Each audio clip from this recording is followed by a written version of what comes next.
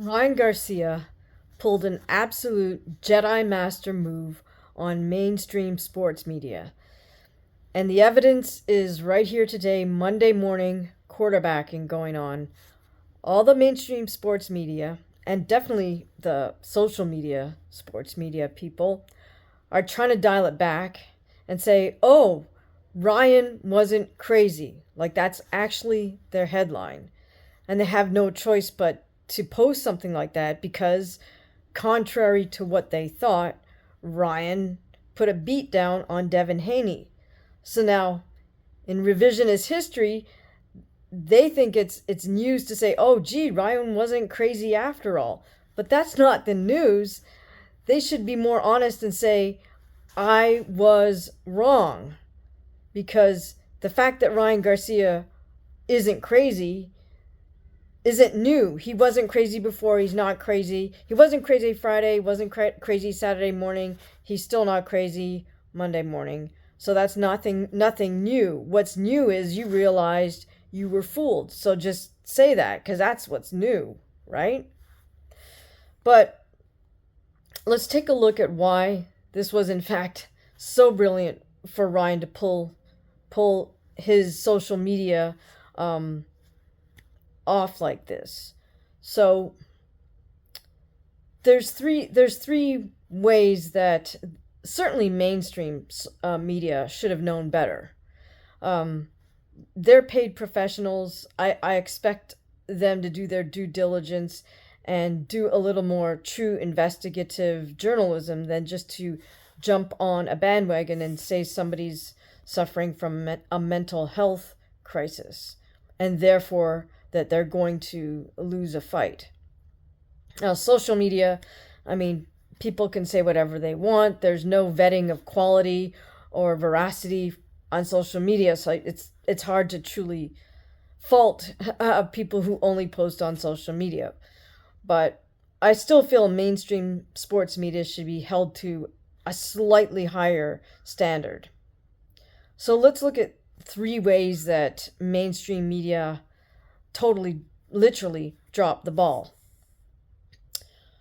Well, number one, even though you're mainstream media, you should know a little bit about the genres of social media. Just like, different genres of movies you go to watch, on whatever streaming service you use, you should know the genres of social media posts since you are a professional member of the media and social media is now valid, right? Every media outlet also has social media accounts that they absolutely have to post on multiple times a day. It's just an expectation. So what are the two main genres that Ryan used? Now, he used all of them. I broke this down before, but let's just look at two of the main ones that Ryan Garcia used that caused this, Ryan's crazy narrative to kind of blow up.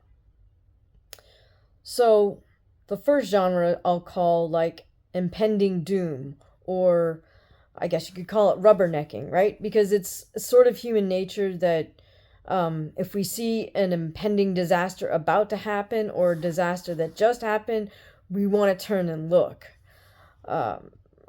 You guys know there's like tons of videos out there of really gruesome ways that people lose their lives, or as they call them, fails, like gym fails or just fails in general, where something goes awry for somebody and it doesn't end well.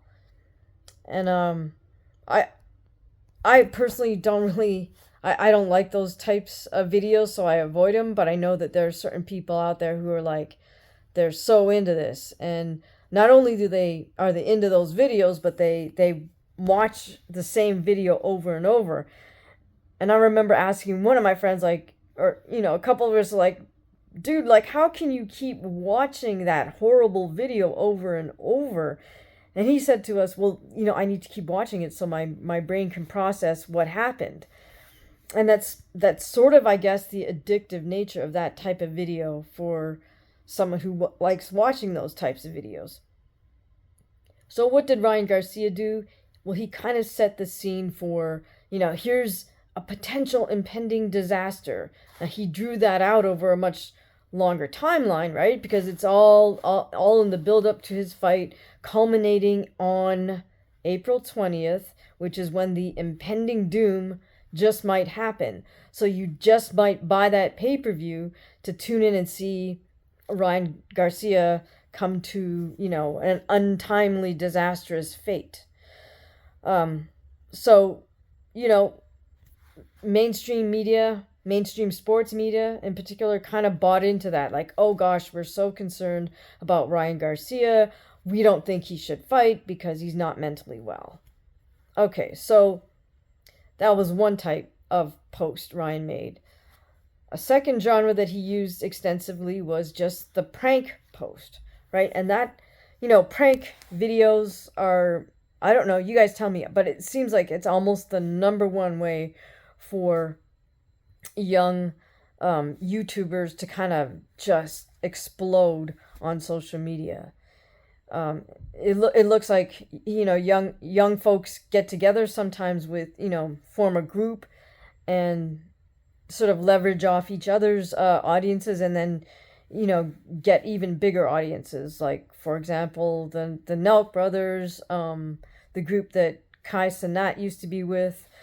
But, hey, prank videos, I guess that's our new sort of comedic relief. But in the case of an impending doom video and a prank video, the key thing is they keep our attention. They keep us looking at the video for its entirety, because the punchline is going to come at the end. Whether it's disaster or it's humor or somebody getting tricked or pranked, right? We're going to watch that video all the way through to the end. And that's a key metric for all these social media platforms, is how long can the content creator keep our eyeballs on their video from beginning to end. So, of course, Ryan made his little prank videos like, oh, look at me, I'm drinking wine. And mainstream media fell for it. Lord knows why. I mean, yes, he's drinking out of a bottle that you cannot see through. How do you know he's drinking alcohol? Same thing with that staged weigh-in where Ryan's drinking something out of a beer bottle. How do we know what he's drinking? Could be just water. But again, it was enough that even Shannon Sharp, like, he fell for it. Like, oh, Ryan's drinking beer at the weigh-in. It's like, someone like Shannon Sharp, he's a paid member of the press. He should know better than, one, that's not even a real weigh-in, and number two, how do you know what's in that bottle? So I can't really cut mainstream media any slack on that, because if you're a member of mainstream media, whether it's sports or otherwise, at this point, whether you like it or not, we all need to be aware of social media. We all should be understand that the video has basically taken the place of the written word. And just as, it used to be the 5-paragraph essay was the structure that every student needed to learn in English class, which, propelled us through the rest of our academic career, all the way through high school, undergrad, and even grad. Now it's the video that we all need to know and understand. We all need to know how to make, a 10-second video, a 60-second video, 5 minutes, 10 minutes, and maybe a longer format like over half an hour. But it's so much part of our culture that certainly as a professional journalist, you should know what these basic genres of videos are on social media. So no free pass on not identifying the fact that Ryan was making impending doom, like a series of impending doom videos and prank videos, amongst other things. Now, the second aspect I'm going to nail sports media on is pattern recognition. especially you guys in sports media who were actually involved in sports, all sports involve pattern recognition. You got to recognize the formation of the other team if it's a team sport. If it's an individual sport, you got to recognize, especially combat sport, right? You got to recognize the patterns that your opponent is using. And then you got to try to set up your own patterns and then break your patterns, impose your pattern and rhythm on your opponent. So I expect more out of sports media in terms of pattern recognition. And there was a clear-cut pattern that Ryan showed us with his social media. So scroll way back to prior to the announcement of Devin Haney versus Ryan Garcia. Ryan was only posting kind of sporadically. There wasn't a lot of content he posted to, for example, Instagram or even YouTube. But as soon as Haney Garcia was announced, Ryan immediately picked up the frequency of his posting and started, posting different types of videos multiple times in one day. And so that should have been a clue, like Ryan Garcia's up to something on social media because he just broke his previous pattern. So what was he up to? Well, clearly he wanted to capture more eyeballs. But the brilliance about him doing the prank videos and the impending doom video was that caused mainstream media to do all his distribution for him, right? It wasn't just Ryan posting videos to his audience that he already has.